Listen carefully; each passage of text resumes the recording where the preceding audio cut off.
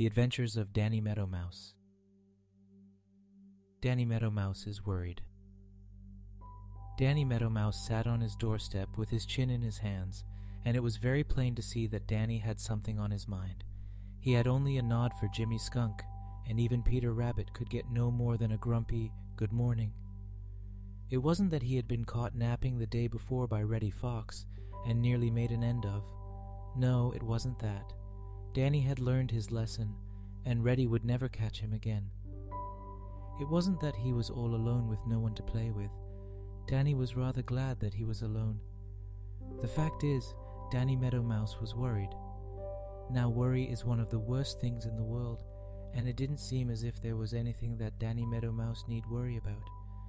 But you know, it is the easiest thing in the world to find something to worry over and make yourself uncomfortable about. And when you make yourself uncomfortable, you are almost sure to make everyone around you equally uncomfortable.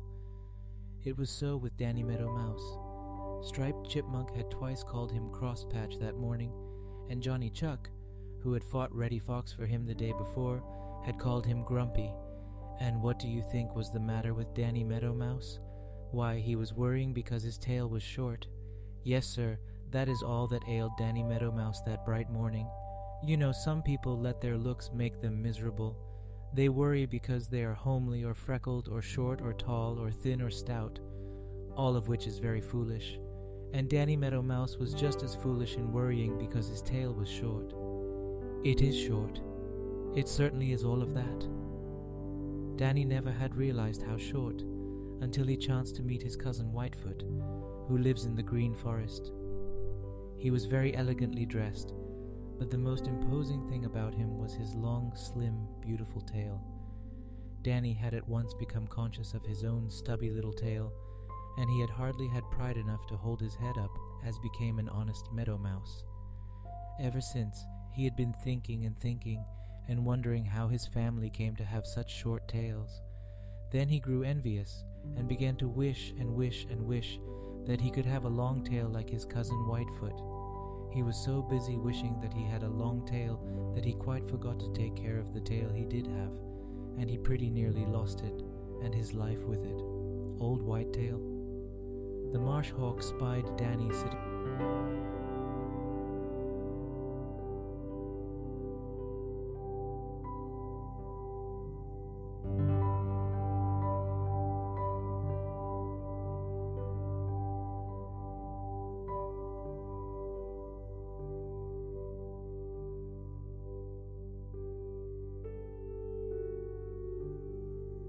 Chapter 2. Danny Meadow Mouse and his short tail. All Danny Meadow Mouse could think about was his short tail. He was so ashamed of it that whenever anyone passed, he crawled out of sight so that they should not see how short his tail was. Instead of playing in the sunshine as he used to do, he sat and sulked. Pretty soon his friends began to pass without stopping. Finally, one day, old Mr. Toad sat down in front of Danny and began to ask questions. "What's the matter?" asked old Mr. Toad. "Nothing," replied Danny Meadow Mouse. "I don't suppose there really is anything the matter, but what do you think is the matter?" said old Mr. Toad. Danny fidgeted, and old Mr. Toad looked up at jolly, round, red Mr. Sun and winked. "Sun is just as bright as ever, isn't it?" he inquired. "Yes," said Danny. "Got plenty to eat and drink, haven't you?" continued Mr. Toad. "Yes," said Danny. "Seems to me that is a pretty good-looking suit of clothes you're wearing," said Mr. Toad, eyeing Danny critically. "Sunny weather, plenty to eat and drink, and good clothes. Must be you don't know when you're well off, Danny Meadow Mouse." Danny hung his head. Finally he looked up and caught a kindly twinkle in old Mr. Toad's eyes. "Mr. Toad, how can I get a long tail like my cousin Whitefoot of the Green Forest?" he asked. "So that's what's the matter. Ha, ha, ha. Danny Meadow Mouse, I'm ashamed of you. I certainly am ashamed of you," said Mr. Toad. "What good would a long tail do you? Tell me that." For a minute, Danny didn't know just what to say. I'd look so much better if I had a long tail," he ventured. Old Mr. Toad just laughed. "You never saw a meadow mouse with a long tail, did you? Of course not. What a sight it would be. Why, everybody on the Green Meadows would laugh themselves sick at the sight. You see, you need to be slim and trim and handsome to carry a long tail well, and then what a nuisance it would be. You would always have to be thinking of your tail and taking care to keep it out of harm's way. Look at me. I'm homely. Some folks call me ugly to look at, but no one tries to catch me as Farmer Brown's boy does Billy Mink because of his fine coat.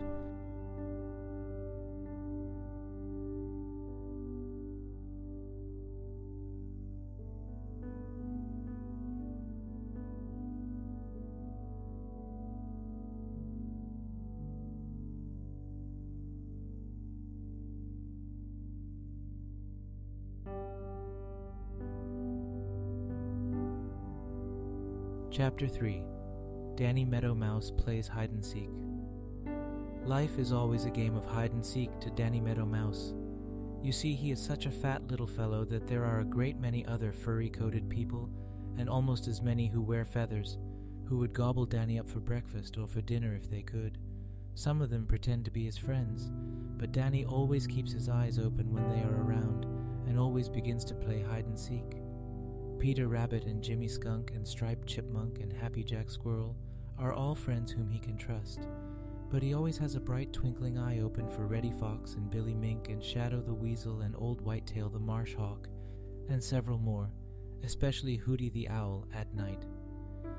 Now Danny Meadow Mouse is a stout-hearted little fellow, and when rough Brother North Wind came shouting across the Green Meadows, tearing to pieces the snow clouds and shaking out the snowflakes, until they covered the Green Meadows deep, deep, deep, Danny just snuggled down in his warm coat, in his snug little house of grass, and waited.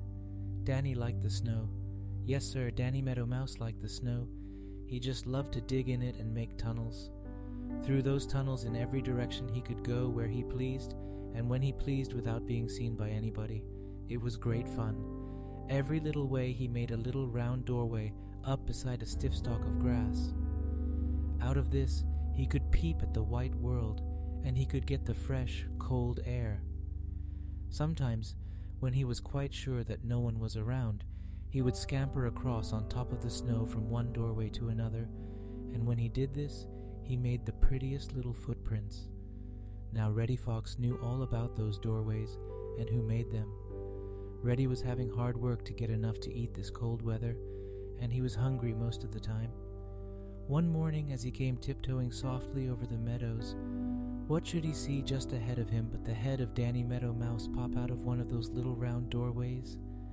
Reddy's mouth watered, and he stole forward more softly than ever. When he got within jumping distance, he drew his stout hind legs under him and made ready to spring. Presto! Danny Meadow Mouse had disappeared. Reddy Fox jumped just the same, and began to dig as fast as he could make his paws go. He could smell Danny Meadow Mouse, and that made him almost frantic. All the time Danny Meadow Mouse was scurrying along one of his little tunnels, and when finally Reddy Fox stopped digging because he was quite out of breath, Danny popped his head out of another little doorway and laughed at Reddy. Of course Reddy saw him, and of course Reddy tried to catch him there, and dug frantically just as before, and of course Danny Meadow Mouse wasn't there. After a while, Reddy Fox grew tired of this kind of a game and tried another plan. The next time he saw Danny Meadow Mouse stick his head out, Reddy pretended not to see him. He stretched himself out on the ground and made believe that he was very tired and sleepy. He closed his eyes. Then he opened them just the tiniest bit, so that he could see Danny Meadow Mouse and yet seemed to be asleep. Danny watched him for a long time. Then he chuckled to himself.